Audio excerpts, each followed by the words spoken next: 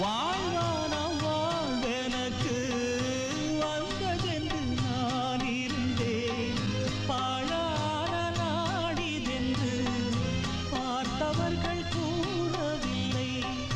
தேனாக பேசியதும் சிரித்து விளையாடியதும், தேனாக பேசியதும் சிரித்து விளையாடியதும் வீணாக போகும் என்று யாரேனும் நினைக்கவில்லை. வானுயர்ந்த